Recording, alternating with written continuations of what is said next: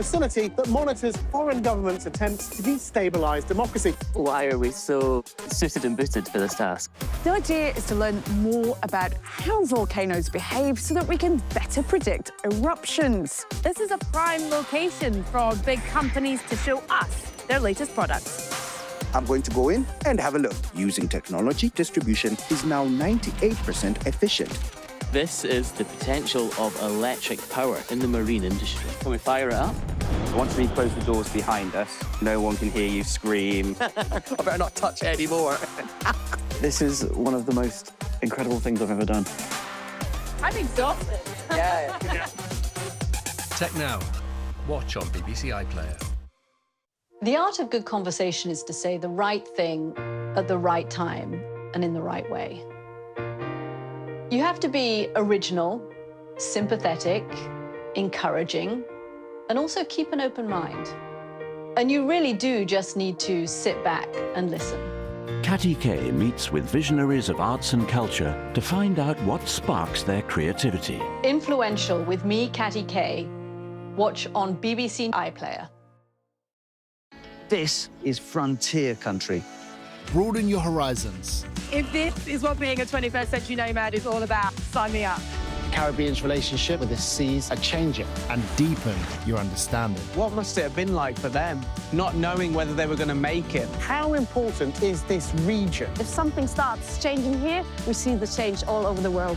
This is just incredible. The Travel Show. Watch on BBC iPlayer.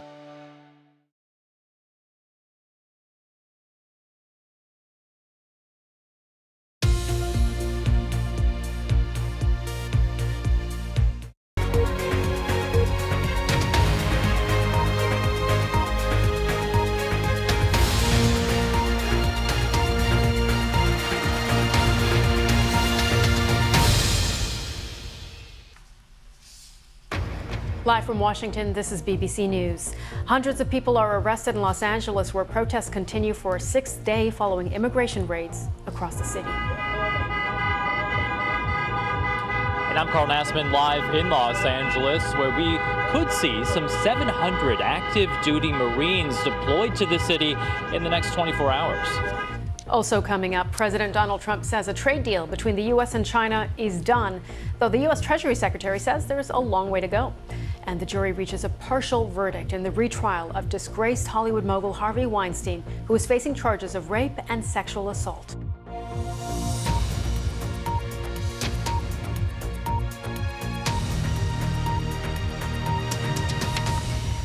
Thank you for joining us. I'm Sumi Somaskanda. The White House says immigration enforcement teams have rounded up more than 300 undocumented migrants across Los Angeles, many of them with criminal backgrounds, as protests against Donald Trump's immigration policies continue.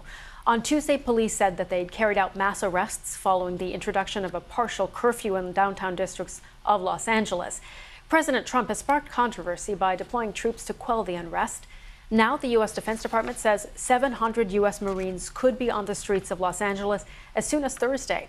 Their commanding officer says the Marines will not carry live ammunition and won't have the power of arrest, but they will be authorized to detain protesters until police arrive.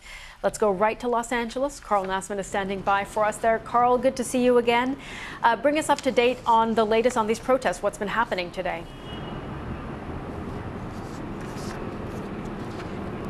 Sumi, we've been out here today by the federal building in downtown Los Angeles. That's where over the last 6 days we've seen a string of demonstrations, many of them very big. And today it's been growing. We've been watching this over the past couple of hours kind of begin to swell here. The numbers definitely larger than what they were a couple of hours ago. And we're watching right now because what tends to happen here is once that demonstration makes it into the streets, that's when the authorities come and they try a bit of crowd control to keep everybody on the sidewalk. If they're unable to do that, and this is what we saw yesterday, that's when they tend to come in and start to disperse people, and that's when the tensions start to ratchet up once again. But for now, things right now peaceful. We haven't seen any kinds of interactions or clashes with the authorities behind us, and we should say, of course, that this is one of the locations where those National Guard troops are set up They're guarding the federal building here. There's 2 of them in Los Angeles, so this is one location where those thousands of National Guard's troops are actually deployed. Of course, you only ever see a few dozen of them at most at a time. Yesterday, that was the first night of a curfew in Los Angeles. It began at 8 p.m. We were out on the streets and we watched as local police, Los Angeles Police Department officials out in force, clearing people out of this area. Just a 1 square mile zone of curfew. That curfew will be in effect once again in about 4 hours or so. That's about when it gets dark. So I think a lot of police here and really the whole city watching to see what happens once we get a second night of curfew in place and whether or not that'll bring a night of calm. And Carl, we should say that ICE enforcement operations, they are continuing.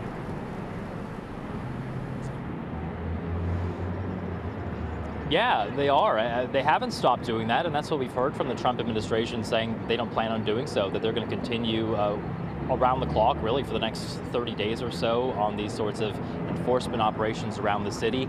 It's interesting to see some of the locations that they've been targeting. We heard from the association that governs car washes in the city, and there have been multiple different car wash locations that ICE agents have targeted for immigration raids. It seems like right now they're targeting the types of places where you might see undocumented workers or day laborers gathering outside of home improvement centers or car washes, for example. We've even seen some unverified video that looks like ICE agents out at a farm near Los Angeles. So these are the kinds of operations we're still seeing, and of course these are the sorts of actions that the protesters behind me are very upset about. This is a community in Los Angeles that has one of the largest concentrations of undocumented immigrants in the country, and they feel like they're being unfairly targeted, that these are simply people going about their business, paying their taxes. Of course, the Trump administration says what they're doing is targeting undocumented migrants with a criminal record. And Carl, all of this as the escalating rhetoric between California officials and the Trump administration continues. Just tell us a bit more about how that's developed.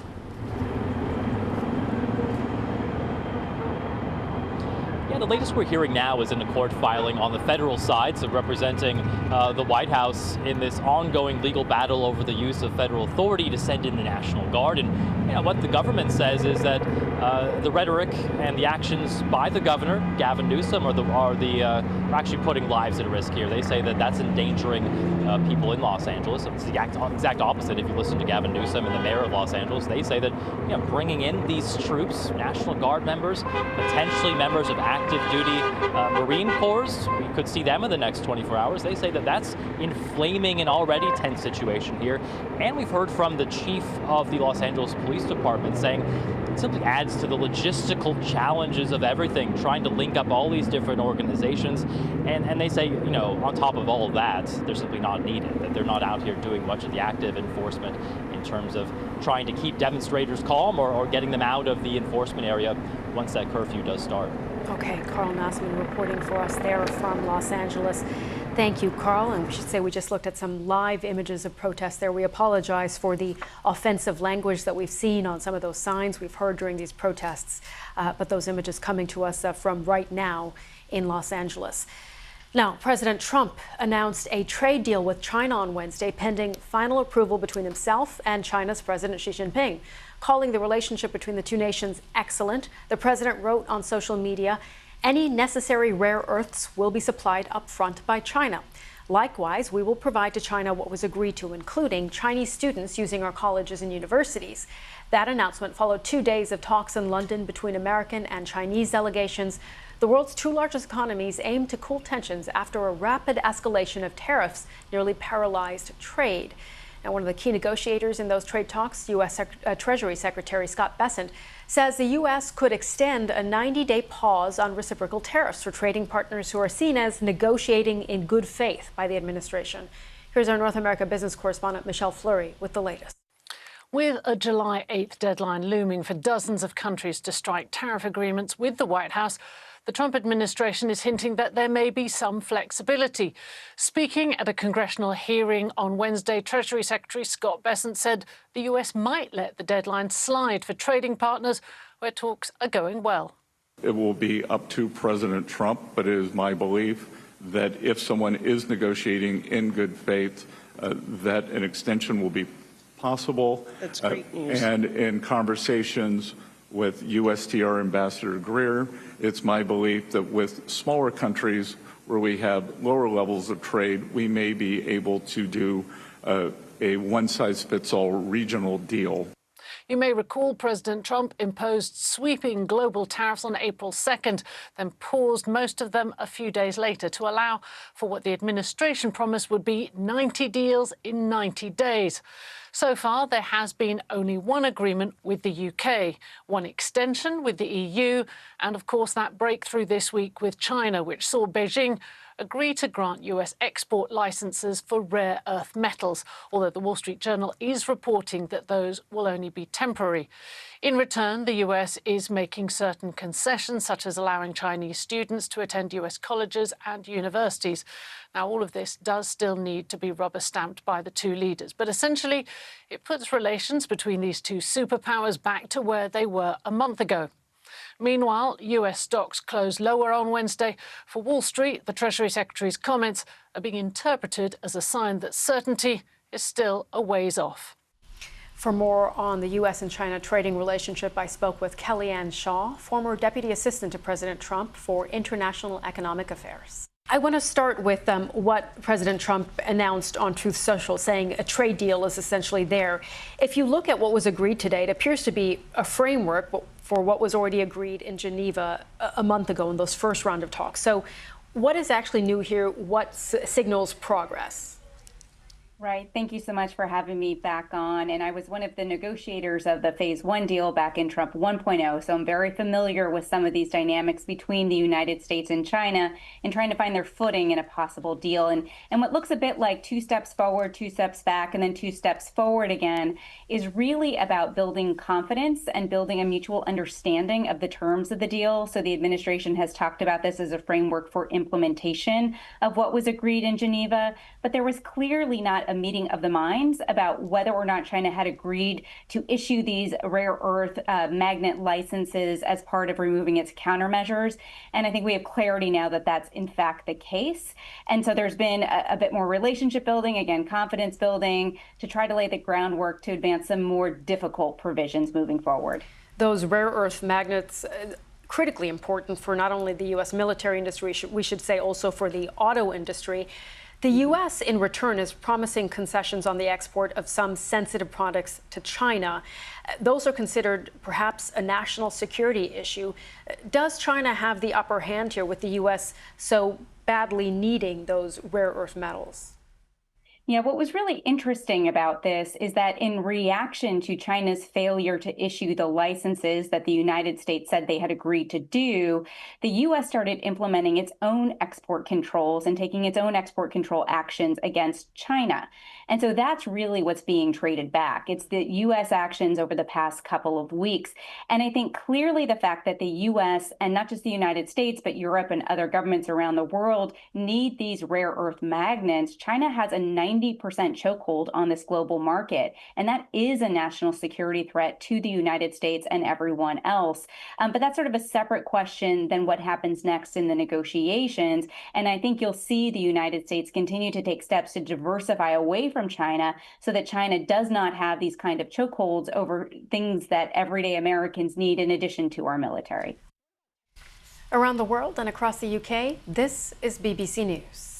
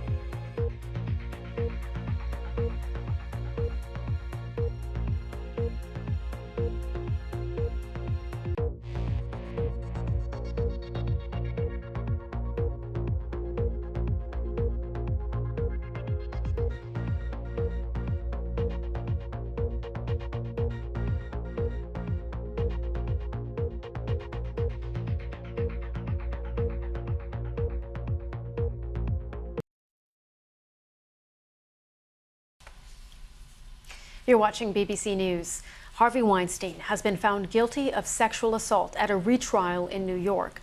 Weinstein's original conviction was overturned last April after an appeals court found he hadn't received a fair trial in 2020. The former film producer was found not guilty of another sexual assault charge, and the jury is yet to return a verdict on a charge of rape. Wednesday's conviction is in addition to a 16-year sentence that Weinstein is yet to serve after being convicted of sexual crimes in Los Angeles. And we can speak now to Sarah Krisoff, former U.S. federal prosecutor. Sarah, it's great to see you again. Just take us through what we saw today with this jury verdict on one count. Yeah, it's an interesting mixed verdict. We have a situation where they have a guilty verdict on one sexual assault count, one it's called criminal sexual activity, one not guilty verdict, and then other counts for which they weren't able to reach a verdict. So the judge said, hey, listen, you got to come back and see if you can reach a verdict on those counts. Remind us why there is a retrial here. Yeah, so this really is a saga related to this case. But at the first trial, the Court of Appeals, which is the highest court in New York, said essentially that there was evidence admitted that shouldn't have been admitted. Essentially, the prosecution admitted evidence of not only the accusers for whom the charges were based on, but evidence from other women who claimed that Harvey Weinstein had assaulted them as well. And the highest court in New York said that's essentially piling on. That was evidence that really wasn't directly related to the charges at hand, shouldn't have been admitted, and granted him this new retrial. And in this retrial, we've heard reports of really kind of bruising arguments between jurors. I mean, what does that tell us?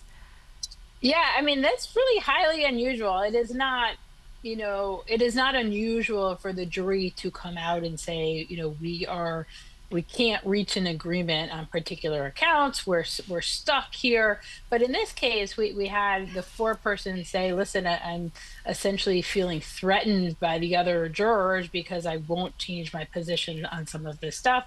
We've had a lot of back and forth here, and it sounds like it's been a very contentious jury.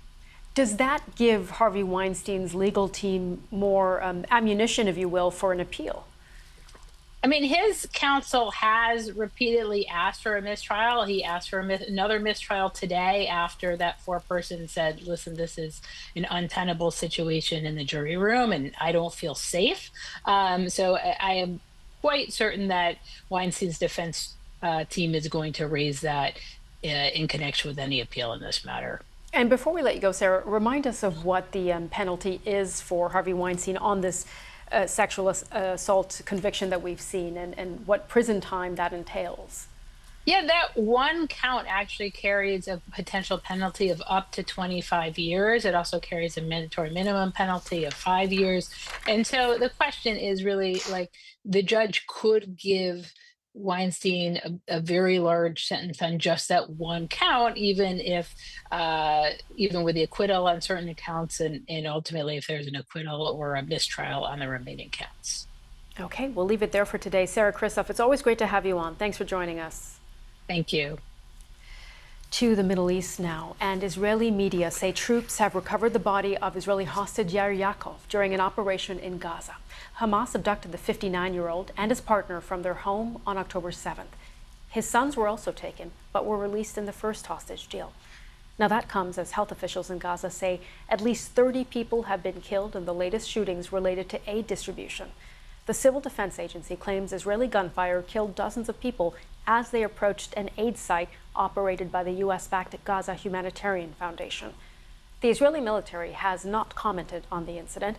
There have been deadly incidents near the GHF's sites almost every day since its controversial aid system began operating on May 26th. Our Middle East correspondent Sebastian Usher has more.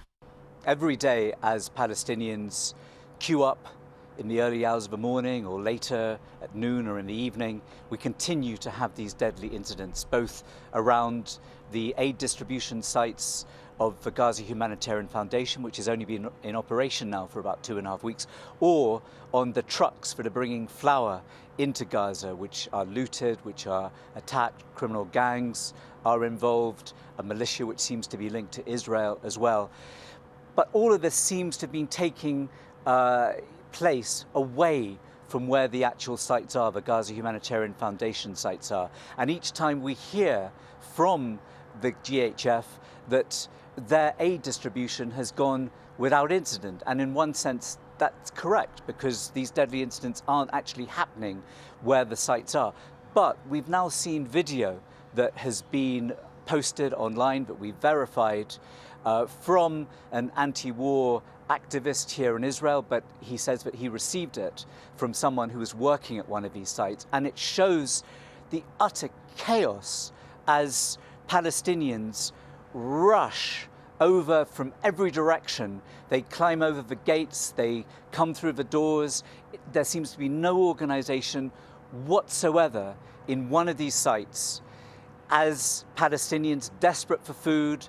Maybe perhaps also there are people who are coming to get the food, give it to gangs, sell it. We don't know, but there doesn't seem to be any organization, any control whatsoever. We haven't seen this as vividly as we have now seen it. And when the Gaza Humanitarian Foundation says that its distribution has gone successfully, it's gone without incident, up until now, perhaps we have been able to say, well, in a sense, that's true, because these incidents are happening outside. But when you see video like this, it becomes very hard to see how this new organization can in any way suggest that the way that it's distributing food, that the way that Palestinians have been denied food, the desperation, can result in anything but chaos and perhaps further violence. Police officers from Scotland will be sent to Northern Ireland after the force there requested support. It follows a second night of violence in Ballymena, which left 17 police officers injured. Police have warned that the unrest risks undermining the criminal justice process into an allegation of a sex attack on a teenage girl. From Ballymena, our Ireland correspondent Sarah Gervin sent this report. 2 nights of intense violence have left homes destroyed, cars on fire, and 32 police officers injured. Police have described the disorder as racist thuggery and say they're treating the attacks as racially motivated hate crimes. This morning, another clean-up, but the events of the past few days have left their mark. Around these streets, residents are beginning to announce their nationalities. Filipino families are putting stickers on their homes, and there are also lots of union flags with signs saying things like, "This is a British household." Now, off camera, people have told us they hope that will be enough to stop their homes being attacked. Meanwhile, others are packing up and leaving. The family who lived here moved to Northern Ireland from Bulgaria a decade ago, but are now moving out, no longer feeling safe after rioters ransacked their home. It's not possible to wait to see what's going to happen. I have to save my children. 10 years we live in here and work and pay rent normally. Going to school normally, we never make problem. Others say tension around immigration has been building in this community for some time. There has been a failure to integrate with a small section of the immigrants. 95%, 99% integrate, great, and we got on with them. And it's very regrettable that it's come to this. This is a beautiful wee area to live in years ago, and everybody got along well. This has to stop. Meanwhile, the Police Service of Northern Ireland has asked for assistance from other forces. I have now activated the request for mutual aid resources from policing colleagues in Great Britain to ensure we have the necessary support to maintain public order and bring offenders to justice in the days to come. 6 arrests have been made so far, and police say they plan to significantly increase officer numbers moving into this evening and over the next few days. Sarah Gervin, BBC News in Ballymena. Now, the U.S. is preparing to move some of its staff and their families out of Iraq, Bahrain and Kuwait. It's because of what's been described as heightened security risks in the region, and President Trump says he is less confident about a nuclear deal with Iran. Here's what President Trump had to say tonight about relocating service members. Well, they are being moved out because it could be a dangerous place, and we'll see what happens. But they are we've given notice to move out, and we'll see what happens. Is there anything that can be done to dial the temperature down in the region? They can't have a nuclear weapon. Very simply. They can't have a nuclear weapon. We're not going to allow that. And our State Department correspondent Tom Bateman has more. Well, the backdrop to this is a critical moment in the nuclear talks between the US and Iran. It is now 2 weeks, in fact, since President Trump said he was giving Tehran 2 months to comply with what he wanted in those talks designed to try to stop the Iranians developing a nuclear weapon. Now, he said earlier today that he was growing less confident in that process. And we have also had some quite threatening rhetoric from the Iranians saying that they would strike US military bases in the region if a conflict was imposed upon them, they said. Now, these evacuations, partial evacuations, both from the embassy in Baghdad and some military bases in Kuwait and Bahrain, are significant, but they may also be designed to put some pressure on the Iranians in those talks. And at the same time, there has been some tense conversations between President Trump and the Israeli Prime Minister Benjamin Netanyahu, someone who has always favoured a military rather than a diplomatic path when it comes to the US and Iran. Tom Bateman reporting for us there. The UK and the EU say they've reached a political agreement over Gibraltar. The UK government said the deal would protect the sovereignty of the British overseas territory while avoiding the need for checks on people and goods moving across the border to Spain. The agreement was one of the last remaining issues to be settled after Brexit. Talks on rules governing the border between Spain and Gibraltar have been ongoing since the UK left the EU in 2020. All right, before we go, we want to take you back to Los Angeles. Let's take a look at the latest pictures coming into us there. This is, again, just outside of that federal building in downtown Los Angeles. And you can see the National Guard troops, again, stationed there, facing off against protesters. We understand from our correspondent on the ground that the situation is calmer today, has been calmer, but it has been around this hour that protests have started to grow in size. So we're continuing to keep our eye on that. We do know that nearly 400 people have been arrested so far, 157 of them for assault and obstruction. So we're going to continue to keep our eye on what's happening in Los Angeles. We're back at the top of the next hour. Thank you for watching BBC News and stay with us.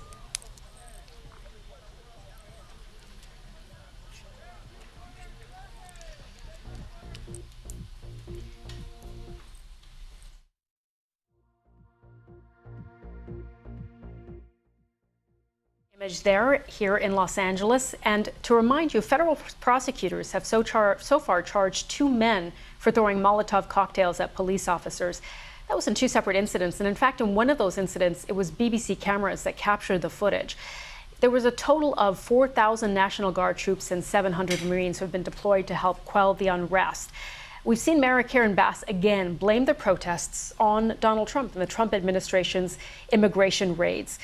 She said a week ago, everything was peaceful. Things began to be difficult on Friday. Of course, the Trump administration completely rejecting those claims.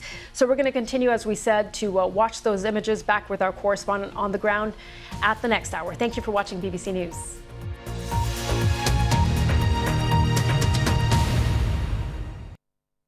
Hello, there are 3 main ingredients in our weather story for the next couple of days. Some warmth, some humidity, and some thunderstorms. Those thunderstorms drifting up from the southwest.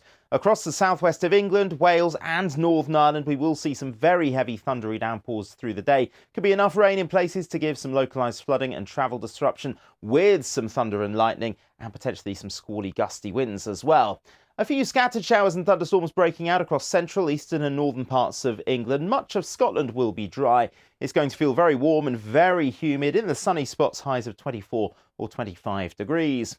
So outbreaks of rain, perhaps still thundery in places, drifting northwards during Thursday night and on into Friday. Could turn quite murky around some western and southern coasts. Still quite warm and quite humid, 11 to 15 degrees as we start Friday morning. On Friday, we will see some spells of sunshine, some scattered showers and thunderstorms here and there. Some particularly intense thunderstorms just starting to push up from the south as we head towards the end of the afternoon. Temperatures in eastern England could get to 28 or 29 degrees. Some really vicious thunderstorms are possible during Friday night and into Saturday. But as that weather system clears through, it will eventually turn drier and fresher as we head through the weekend. You can check your weekend forecast on the BBC Weather app.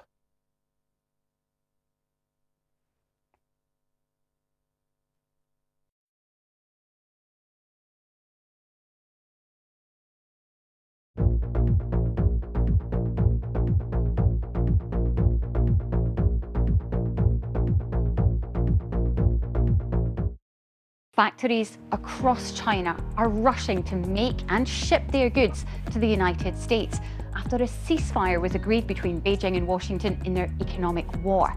But how long will it last? Join me, Laura Vicker, as we gauge reaction across China for BBC News.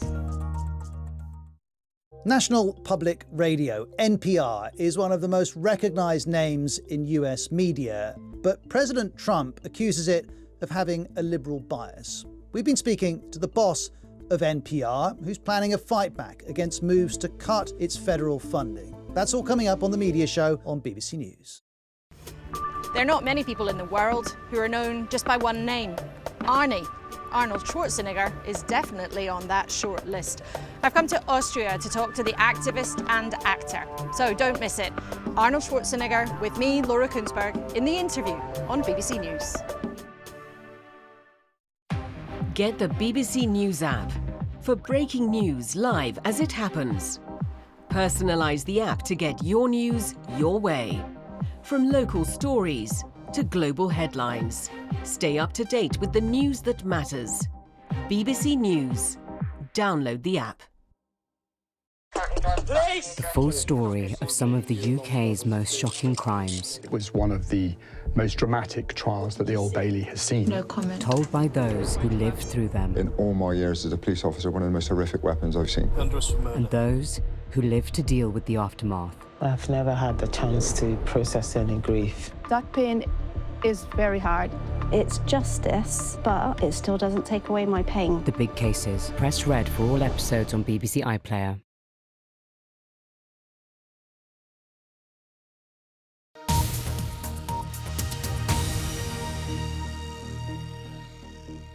Now on BBC News, light-hearted discussion of the day's news. Newscast.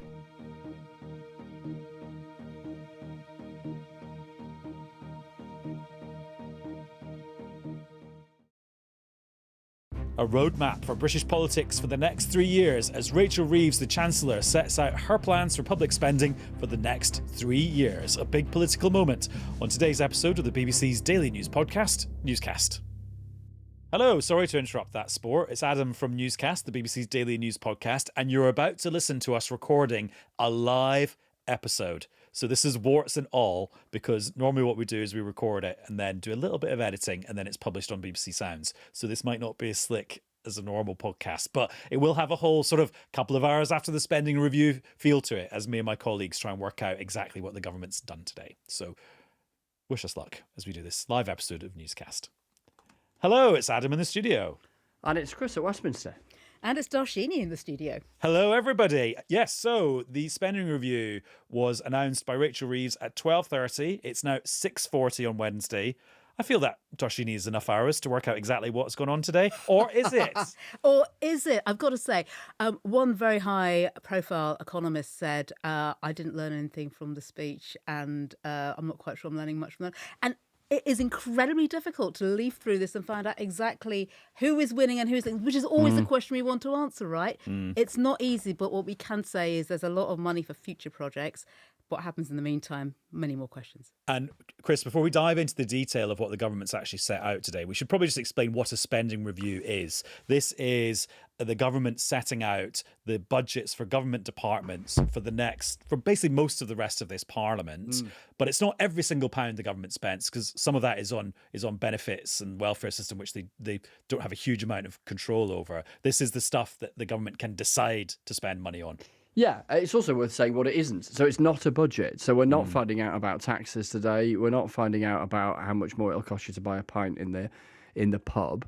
This is about the government's agreed pot of money, i.e. an amount that we already knew, and how it is then divided amongst different budgets around government departments, as you say, into budgets where they can be fixed, they're not vulnerable to the sort of ebbs and flows in the way that, say, benefits might be. And then there's two elements within that we will tease away at, and Darshini was hinting at there. There is day-to-day spending, like paying a nurse or a doctor their monthly salary. And then there is what's known as capital spending, long-term spending, which is sort of building new stuff, like a new road or a new hospital or a thing that will, contribute towards the public sector, but is not a day-to-day thing. And a massive emphasis from the government, both generally and indeed today, has been on that long-term capital spending. The idea being, in their view, that the public realm, the public sector needs that investment, to use the word that Rachel Reeves so likes to use. And they also hope that it can be a turbocharger as far as economic dynamism is concerned, because if that rail line is a bit better, you can get to work quicker. And in the meantime, it's generating jobs because you've got to build the thing. But that inevitably requires a certain patience delivering that kind of stuff, and we're in this political era of impatience. So that's where the politics flows in. And the short version is that Rachel Reeves is going to spend about £120 billion over the course of the rest of this Parliament, more than Chancellor Jeremy Hunt was planning to do when he gave his last budget in spring 2024 before the general election. And here's a slightly longer version of that from Rachel Reeves speaking in the House of Commons at lunchtime. We are renewing Britain. But I know that too many people in too many parts of our country are yet to feel it. This government's task, my chance, a task as Chancellor, and the purpose of this spending review is to change that, to ensure that renewal is felt in people's everyday lives, in their jobs and on their high streets. The priorities of this spending review are the priorities of working people, to invest in Britain's security, in Britain's health, and to grow Britain's economy so that working people are better off. Right, let's talk about the things that the government would think are kind of goodies that have been dispensed today. Darshini, pick out something for me that they're spending a lot of money on that maybe the Conservatives wouldn't have done if they'd won the election. Well, it's interesting, the priorities, there's some very similar priorities here, health in particular, right? And if you look at where the money is going in this, I've got my fingers out and added it all up. And if you look at last year's... Have you got 120 billion fingers? I have. I didn't bring them all into the newscast studio. But if you add up all the extra money that's coming into play over the next 4 years after the end of the last financial year, there's an extra £300 billion plus. Where is it going? About 4/5 of that goes on health, defence, and education. So in some ways, not that different to the previous government when it comes to priorities. In terms of the amounts, as you were saying there is more. A lot more of it is going into investment. But a lot of that is happening right now, not later on in the Parliament. And Chris, the spending on the NHS, it's something like a 3% real terms increase for the NHS budget in England by the end of this Parliament. Yeah, and there's a couple of things worth teasing out around that. The first one is that, broadly speaking, in proportionate terms, that is generous compared with plenty of other parts of the public sector. The second point, and because the NHS is, takes one heck of, requires, demands one heck of a lot of money, about £4 in every 10 of day-to-day government spending, then, any allocation for the NHS kind of has a disproportionate effect on what happens to other budgets. The other side of the equation around that number is what the NHS has had historically on average, and the extent to which the government concludes that it getting enough money to deliver on its promises, not least getting those waiting lists down, is key. So that's the tussle, that's the trade-off they've had there, because every tenth of a percentage point of increase in the NHS budget, because the number is big, then the percentages are big, or each fraction of a percentage point is big, etc., etc. That the knock-ons elsewhere are very, very real. And then there's another document published today, which is about the government's efficiency drive, because they did this thing called a zero-based spending review, where they say they went and looked at every single budget line in every single government department and said, do we still need to be spending this much on this? And so there's a separate document which talks about a whole load of efficiency savings in all these government departments. And the biggest efficiency saving, to follow on from what Chris was saying there about the size of the NHS, is from the NHS. Yeah. And they've also penciled in saving something like £9 billion a year by the end of this decade from the NHS budget, from just sort of being better. And that's kind of a big thing to have penciled in. It is a big thing to pencil. I mean, anyone who has to kind of go through a hospital system or even go to the GP knows there's a lot of ways in which the NHS can be made more efficient. And there is more money going to things like the IT system, make things more joined up, make things more efficient. Yeah, a doubling of the NHS technology budget. Absolutely. But does that lead to the kind of efficiency savings the government wants to see? Guess what? Governments keep saying this. Delivering it is harder in practice, right? Chris, let's talk about defence. We got the big pledge from the Prime Minister earlier this year to increase defence spending in this Parliament. What do we make of where it's actually going to end up? Yeah, so it's heading to 2.6% of national income by 2027. The promise was to hit 2.5% by then. There's a bit of a rankle and a row going on about quite what's included within it. Some saying, oh, hang on a minute, you're bundling intelligence into that, and therefore... So like MI6 and GCHQ. Yeah, now that's not new. We were aware of that, but some criticism has been made to suggest, well, actually, you know, maybe therefore you're slightly overinflating the extent of that rise. And from memory, and I haven't got the exact table in front of me, so excuse me, or maybe you do, beyond 2027, I think the projection suggests that as a share of national income, it remains flat at about 2.6 for a little while. And the reason that matters is there's this ambition to get it to 3% of national income at some point in the first half of the 2030s. And in the far more near term, there is a NATO Defence Alliance summit in the Netherlands in about a fortnight, where there's a lot of talk of 3%, 3.5%, even 5%. Again, there's discussions that are had about what you include within those kind of umbrellas. Yeah, you know, defence is clearly a priority for the government. They're absolutely leaning into spending more on it and trying to win a kind of generational argument about the need for the country to devote more to defence. But there's still quite a long way to go if they're going to get close to that 3% figure. And we already know that getting to where they've got to, or they're soon to get to, of course, involves trade-offs, whether it's overseas aid or plenty of other things besides.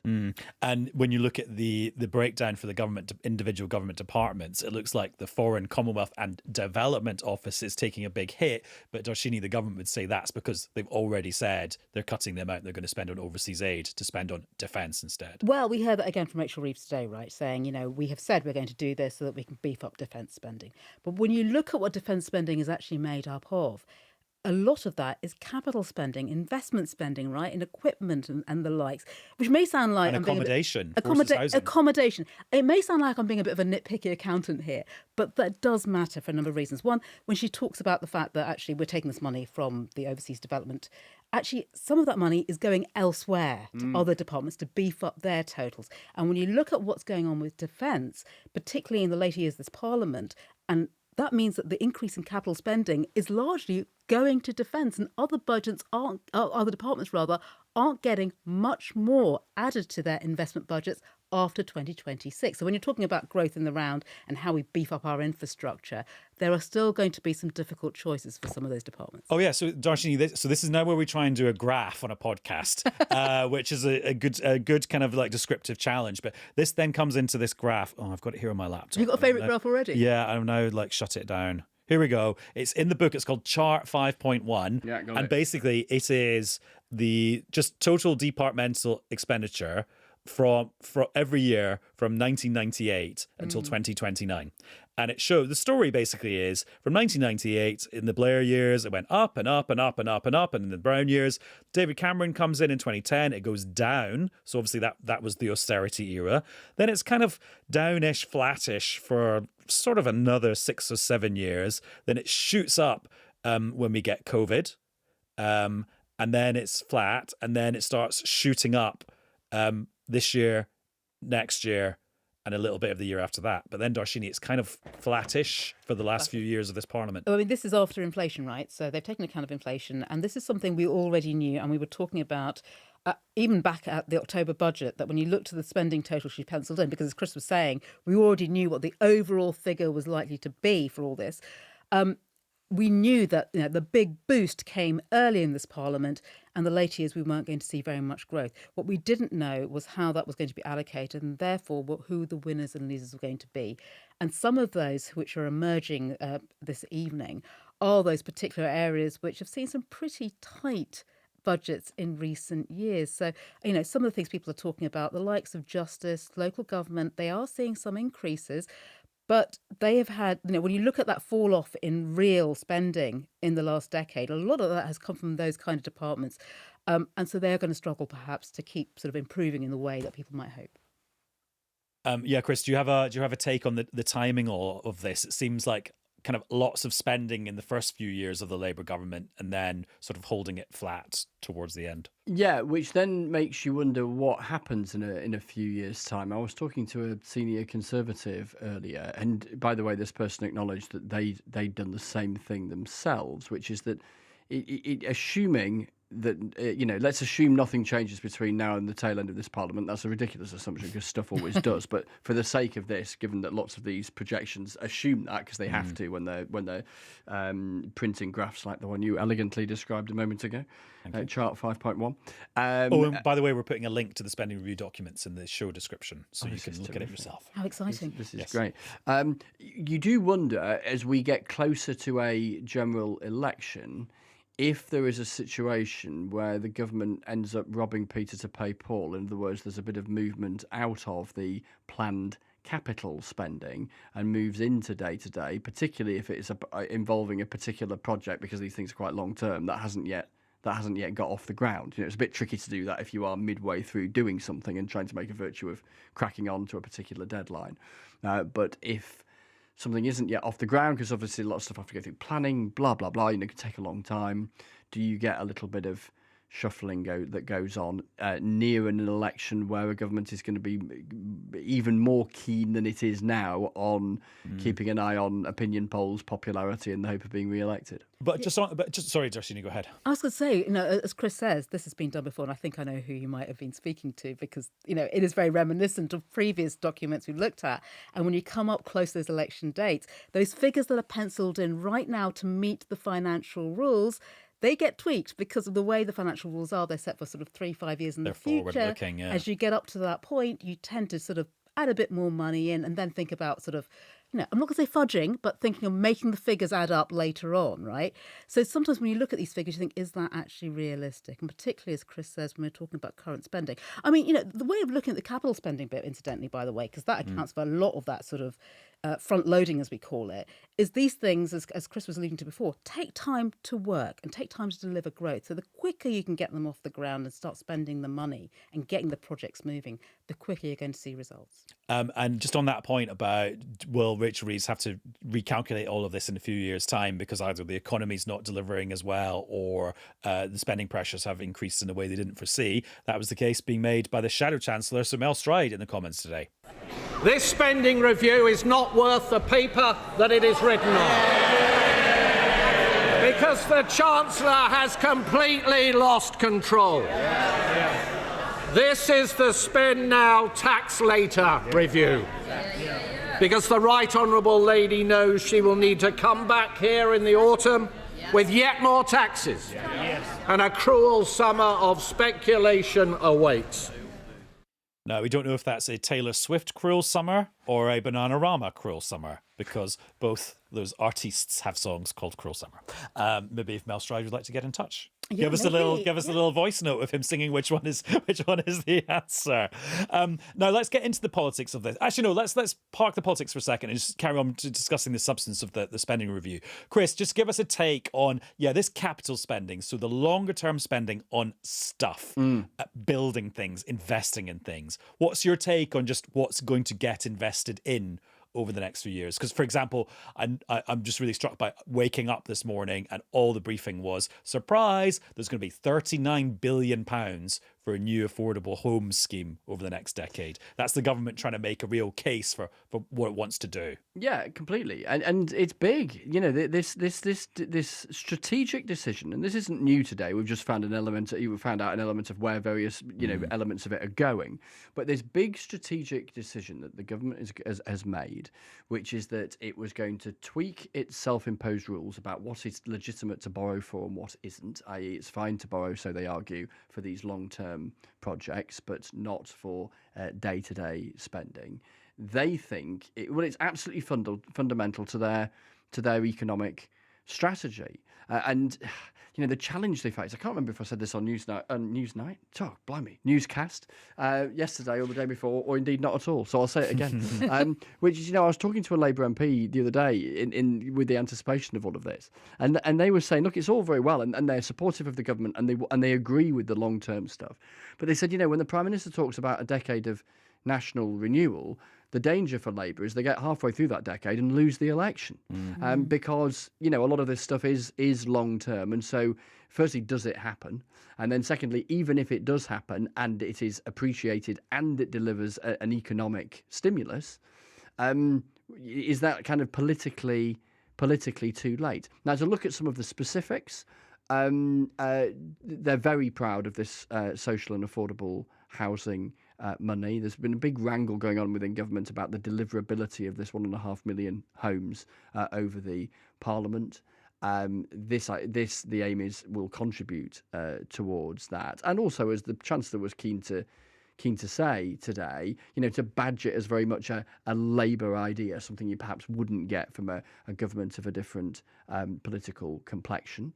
I think on nuclear, which we were reporting on heavily earlier in the week, they are absolutely of the view in government that not only is nuclear vital in terms of its contribution towards net zero, the argument that was also made to me by one senior figure was, look, even if climate change was not a thing and not a concern and carbon emissions didn't matter, if you have nuclear contributing about 14%, I think, of the UK's electricity mix, but a lot of it is going offline quite soon, and demand for electricity is going through the roof. The expectation it could double between now and 2050, then it would be savvy, so the argument goes, that somebody crashed. There's a poltergeist just come in. So somebody just crashed in. They had 2 attempts at getting through the door before they realised I was in here.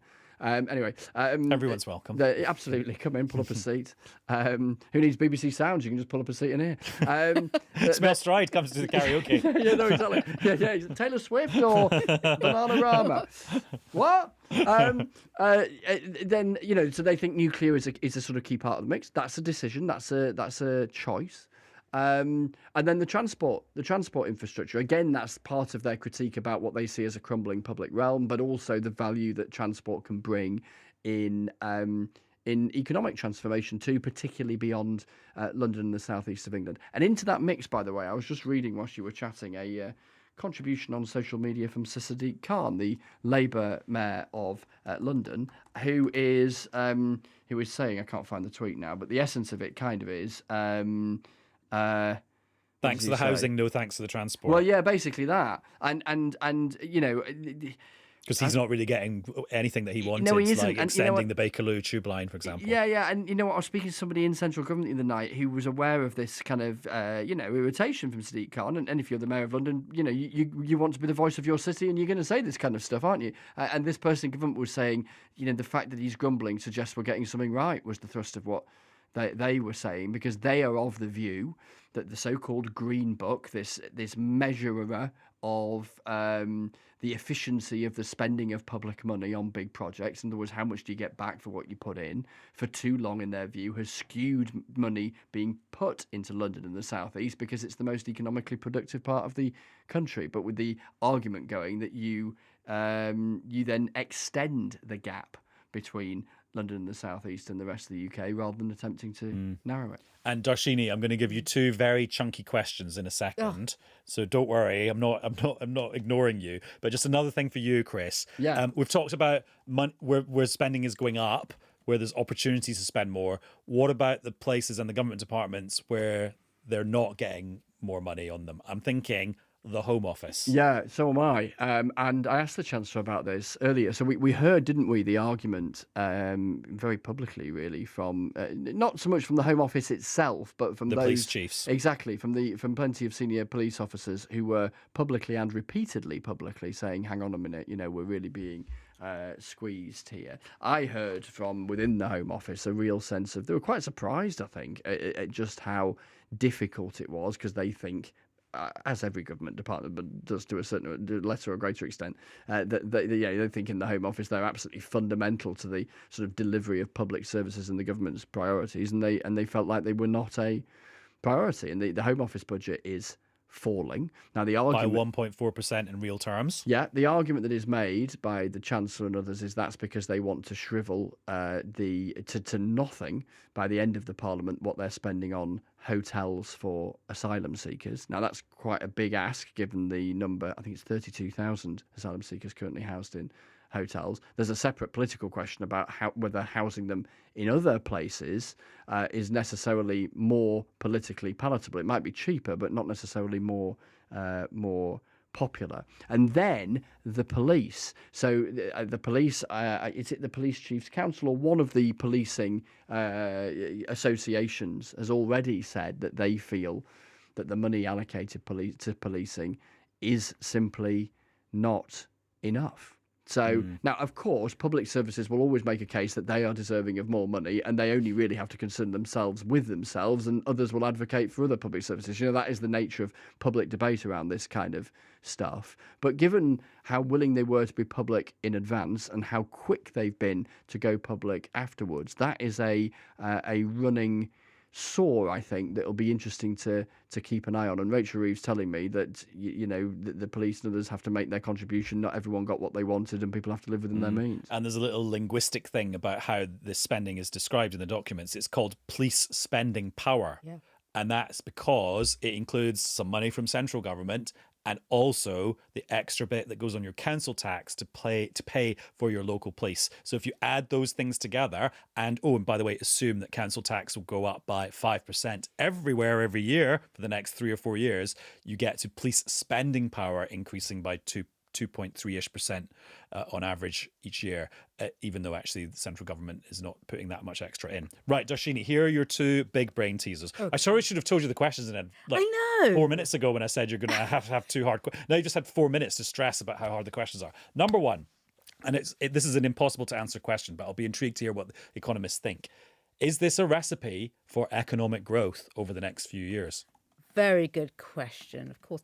Look, is this a recipe for economic growth? We're hearing there, right? The money that's gone into investment, this has been a sea change. This has been a deliberate strategy from the government. And when you look at the proportion of public investment of GDP, 2.6%, right? That is about 50% higher as a percentage of GDP than the average for the previous 15 years. So that gives you an idea of some of the repair that's being done. I mean, that is a splurge. And a splurge is a sort of loaded word, but I think what you just said justifies that word. It's splurge. And then there is the current spending as well, right? And don't forget, we are doing this against a backdrop of a pretty tricky time for the UK economy. If you look, for example, at jobs figures that came out yesterday, we're seeing a lot of private sector areas, in particular retail, hospitality. They say it's to do with higher taxes. Who knows? A lot of those are cutting jobs, right? But that's where we're seeing jobs being shed. We are still seeing public sector jobs increasing at the moment. So this extra money will help to deliver growth both in terms of current spending and also capital spending as well. Will it be enough? That is the big question, of course. And when you look at the forecast at the moment, and don't forget, we already knew these big numbers, it doesn't look like things are going to change very quickly. And that's all for this episode of Newscast. We recorded a whole lot more, which you can listen to in the podcast edition of Newscast, which is available right now on BBC Sounds. Bye-bye.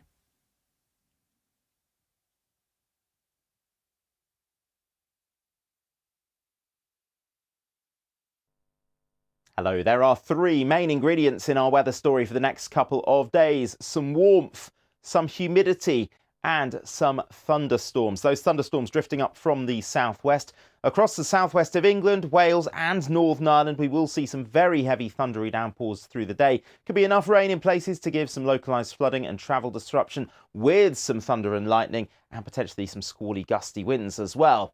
A few scattered showers and thunderstorms breaking out across central, eastern and northern parts of England. Much of Scotland will be dry. It's going to feel very warm and very humid. In the sunny spots, highs of 24 or 25 degrees. So outbreaks of rain, perhaps still thundery in places, drifting northwards during Thursday night and on into Friday. Could turn quite murky around some western and southern coasts. Still quite warm and quite humid, 11 to 15 degrees as we start Friday morning. On Friday, we will see some spells of sunshine, some scattered showers and thunderstorms here and there. Some particularly intense thunderstorms just starting to push up from the south as we head towards the end of the afternoon. Temperatures in eastern England could get to 28 or 29 degrees. Some really vicious thunderstorms are possible during Friday night and into Saturday. But as that weather system clears through, it will eventually turn drier and fresher as we head through the weekend. You can check your weekend forecast on the BBC Weather app.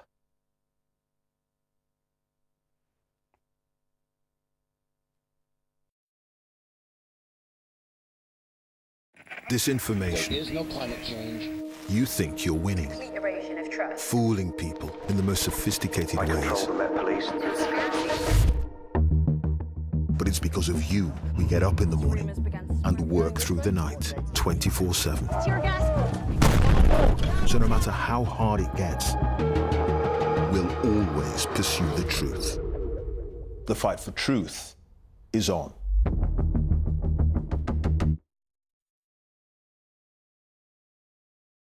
One thing I can say which is true of this region is that it's become harder to be a journalist. It's really important to be on the ground. If that means you've got to go to hostile, remote places, then we have to do that. That's the opium resin.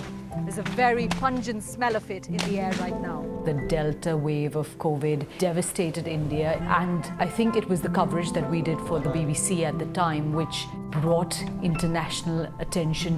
What's happening here could affect the world's ability to recover from the pandemic. We've met with families who've had to do the unthinkable. Another person came up and asked if we'd like to buy their child. The desperation is hard to put in words. Many of the stories we've had to tell are distressing, they're difficult, but that's usually an indicator that they're really important stories to tell.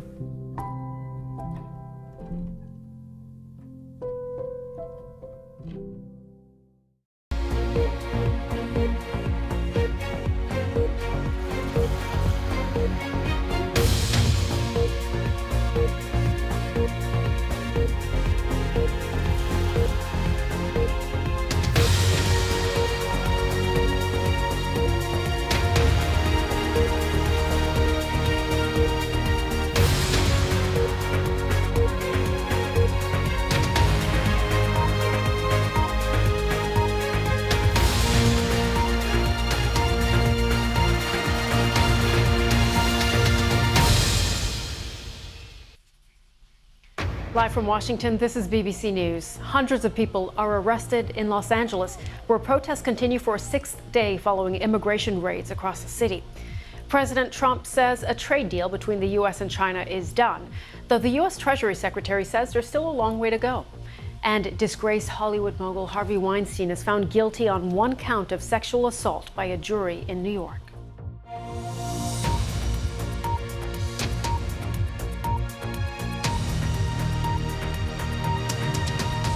I'm Sumi Somaskanda. It's good to have you with us. The White House says immigration enforcement teams have rounded up more than 300 undocumented migrants across Los Angeles, many of them with criminal backgrounds, as protests against Donald Trump's immigration policies continue.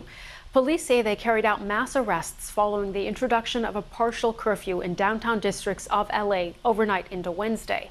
President Donald Trump has sparked controversy by deploying troops to Los Angeles against the wishes of LA's mayor and California's governor. Now the U.S. Defense Department says 700 U.S. Marines could be on the streets of LA as soon as Thursday.